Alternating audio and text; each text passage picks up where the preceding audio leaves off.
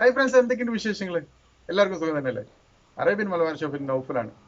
ഇന്ന് ഞാൻ നിങ്ങൾക്ക് മുന്നിൽ പ്രസന്റ് ചെയ്യാൻ പോകുന്നത് വളരെ സിമ്പിൾ ആയിട്ടുള്ള ഒരു പായസമാണ്, ചെറുപയർ പായസം.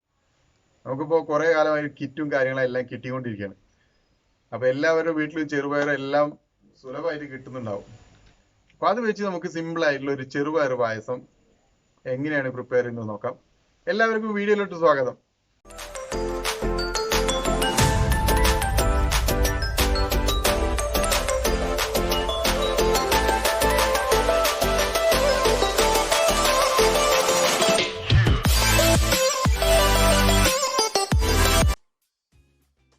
ചെറുപയർ പരിപ്പാക്കുന്ന ഒരു പ്രോസസ്സാണ് കേട്ടോ ഈ കാണുന്നത്.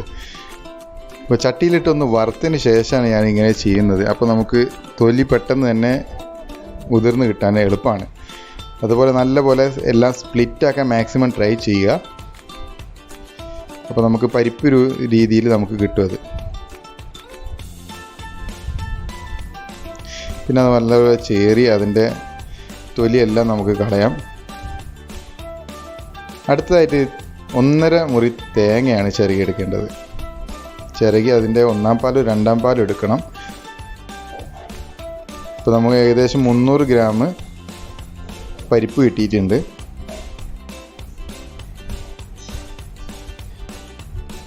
ഇതിലേക്ക് നമ്മൾ ഉരുക്കിയിരിക്കുന്ന ശർക്കര 250 ml ശർക്കര പാനിയാണ് ഞാൻ എടുത്തിരിക്കുന്നത്.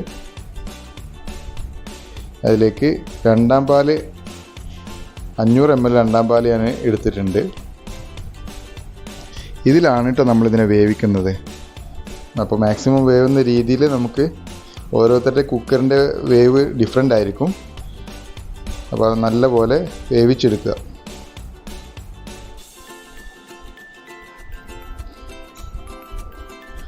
അപ്പോൾ നല്ലപോലെ വെന്ത് കിട്ടിയിട്ടുണ്ട്. നമുക്കൊന്ന് ഇളക്കി നോക്കാം. അപ്പോൾ അത്യാവശ്യം നല്ല രീതിയിൽ വെന്തിട്ടുണ്ട് കേട്ടോ.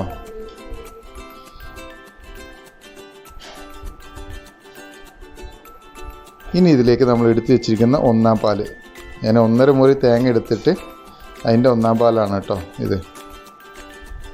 വെള്ളം ചേർക്കാണ്ട് തന്നെ പിഴിഞ്ഞെടുക്കുന്നതാണ്. ഇനി നല്ലപോലെ ഒന്ന് ഇളക്കി വിട്ട് അതിലേക്ക് ഒരു നുള്ള് ഉപ്പിട്ട് കൊടുത്തിട്ടുണ്ട്. മധുരത്തിനൊന്ന് ബാലൻസ് ചെയ്യുന്നതിന് വേണ്ടിയാണ് കേട്ടോ ഒരു നുള്ളു ഉപ്പിട്ടത്. ഇനി നമുക്കൊരു 5 ഏലക്ക നമുക്കൊന്ന് ചതച്ചിടാം.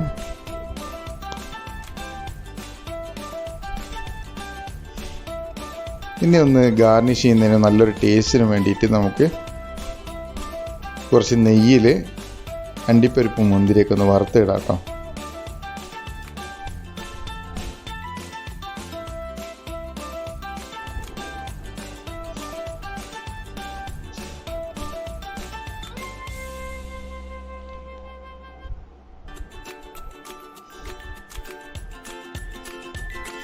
അണ്ടിപ്പരിപ്പ് മുന്തിരിക്കൊന്നും അങ്ങനെ ഒരു പ്രത്യേകിച്ച് ക്വാണ്ടിറ്റി ഇല്ല. അതൊക്കെ അവനവൻ്റെ ഇഷ്ടത്തിനനുസരിച്ച് യൂസ് ചെയ്യാം.